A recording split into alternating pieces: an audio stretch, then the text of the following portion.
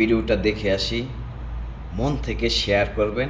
আর হ্যাঁ, একটা ফলো আপনার কাছে আশা করতেই পারি। আয়াতুল্লাহ খামেনিকে হত্যা করে মস্ত বড় ভুল করলো আমেরিকা ইসরায়েল।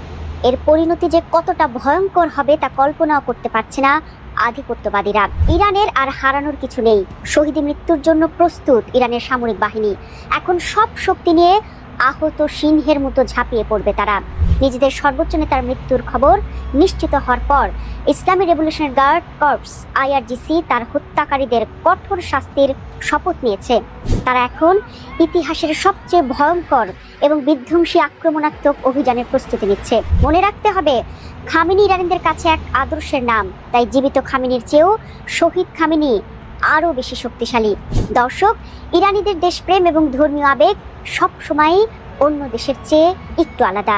৩৬ বছর ধরে আয়াতুল্লাহ আলী খামেনি ছিলেন দেশটির সর্বোচ্চ নেতা। তিনি কেবল একজন রাজনৈতিক প্রধান ছিলেন না, বরং দেশটির আধ্যাত্মিক মেরুদণ্ডও ছিলেন। যখন আমেরিকান প্রেসিডেন্ট ডোনাল্ড ট্রাম্প ঘোষণা করলেন মার্কিন ও ইসরায়েলি গোয়েন্দাদের সূক্ষ্ম ট্র্যাকিংয়ের মাধ্যমে খামেনিকে হত্যা করা হয়েছে, তখন ইরানের জন্য সেটি কেবল একজন নেতার মৃত্যু না, এটি তাদের অস্তিত্বের উপর আঘাত। কথায় আছে, আহত সিংহ বেশি বিপজ্জনক। ইরান এখন সেই অবস্থানে। খামেনির মতো ব্যক্তিত্বকে সরাসরি আঘাত করায় ইরানের পিঠ এখন দেয়ালে ঠেকে গেছে। প্রেসিডেন্ট মাসুদ পেজিশকিয়ান এই হত্যাকাণ্ডকে মহাপাপ বলে ঘোষণা করেছেন। তার ভাষায়, খামেনির রক্ত একটি প্রবাহমান ঝর্ণার মতো প্রবাহিত হবে, যা আমেরিকান জায়নবাদী জুলুমকে ধুয়ে মুছে সাফ করে দেবে। দর্শক, ইরানের প্রধান শক্তি হলো তাদের ইসলামী রেভলিউশনারি গার্ড কর্পস বা আইআরজিসি। খামেনির মৃত্যুর পর ইতিহাসের সবচেয়ে ভয়ঙ্কর যুদ্ধের পথে এই আইআরজিসি।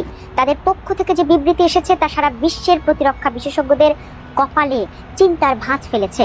তারা বলেছে, মুহূর্তের মধ্যে ইতিহাসের বৃহত্তম আক্রমণাত্মক অভিযান শুরু হবে। এরই মধ্যে ইরাকের ইরবিলে মার্কিন ঘাঁটিতে হামলা চালিয়ে তারা তাদের সক্ষমতার জানান দিয়েছে। কিন্তু এটি কেবল ট্রেইলার মাত্র। আইআরজিসি এবং তাদের সহযোগী বাসিজ ফোর্স এখন প্রস্তুত তাদের সর্বোচ্চ নেতার উত্তরাধিকার রক্ষা করতে। তাদের কাছে এটি এখন কেবল প্রতিশোধ নয়, এটি একটি পবিত্র যুদ্ধ। যখন কোনো সামরিক বাহিনীর সামনে শহীদের মৃত্যু ছাড়া আর কোনো বিকল্প থাকে না, তখন তারা সবচেয়ে বিধ্বংসী রূপ ধারণ করে।